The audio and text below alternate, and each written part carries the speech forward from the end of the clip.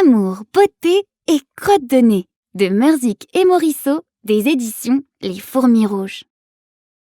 Il était une fois le pays des crottes de nez. Dans ce pays vivait Magali. Laisse-moi te la présenter. Magali était une jolie boulette toute ronde et pleine de vie. Elle vivait avec deux compagnons très mignons. Léon, le mini papillon, et Tony, le lambric arc-en-ciel. Magali cultivait deux passions. La première, c'était la chips. Elle adorait les chips et les fabriquait elle-même. Des chips de pommes de terre, tu t'en doutes, mais aussi de carottes, de betteraves, de radis, de champi, de salami, de camembert aussi. Des chips croustillantes, des molles et des fondantes. Sa deuxième passion était la coiffure. Il n'y en avait pas deux comme Magali pour imaginer des coiffures de génie, et tous les habitants du village se pressaient dans son salon. Magali, Léon et Tony habitaient tous les trois dans une adorable maisonnée, dans un village rempli de maisonnées. Un jour, Magali reçut une invitation, et pas n'importe laquelle. Grand concours! Chère Magali, nous organisons le concours de la plus belle coiffure. Le gagnant remportera son point en chips. Rejoignez-nous vite demain à Las Vegas. Gros bisous! Cathy, Pipa, Tammy et Rita. C'était comme dans un rêve. Ce concours réunissait les deux passions de Magali.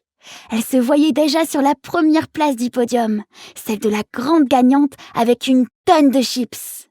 Elle parla du concours à tous les habitants du village. Ils en restèrent baba. Pour l'encourager, ils organisèrent une fête épatante avant son départ. Le lendemain, Magali et ses deux compagnons enfilèrent un parachute. Ils devaient s'équiper pour utiliser le moyen de locomotion le plus rapide du monde, la catapulte. Dans les airs, c'était super. Mais une fois à terre, petit souci. Ils ne reconnaissaient rien du tout. Zut, ils n'avaient pas atterri à Las Vegas comme prévu. Mais où se trouvaient-ils? Ils commencèrent à explorer les environs.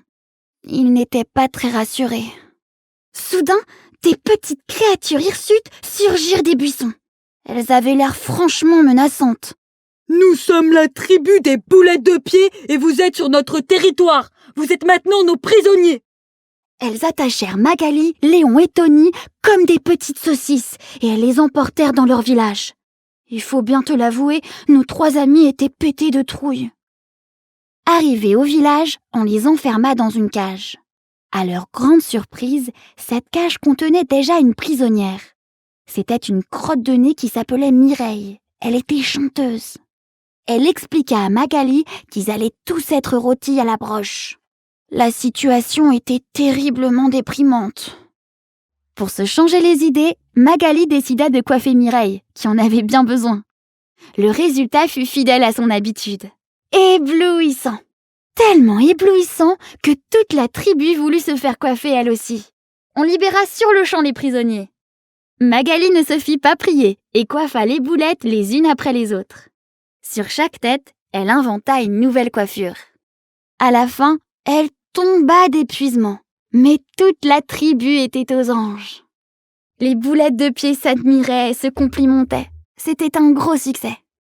Du côté de Magali et Mireille, il faut te signaler un événement capital. Tu l'as peut-être remarqué? Depuis leur rencontre, Magali et Mireille étaient tombées gravement amoureuses. Elles ne pouvaient plus se quitter et profitaient de chaque instant passé ensemble. Au bout d'un moment, Magali eut envie d'emmener Mireille dans son village pour lui présenter tous ses amis. Magali promit aux boulettes de pied qu'elle reviendrait s'occuper de leurs cheveux. Puis vint le moment des au revoir. Magali, Mireille, Léon et Tony enfilèrent leur parachute et prirent un moyen de transport aussi rapide que la catapulte, le lance-pierre. Dans les airs, Magali réalisa qu'elle avait complètement zappé le concours. Elle ne rentrait pas avec son point en chips, certes, mais avec l'amour de Mireille, ce qui était incomparablement plus précieux. Une fois au sol, mince. Encore un souci. Il ne reconnaissait rien de rien. Il n'était pas au village des crottes de nez, mais où avait-il donc encore atterri?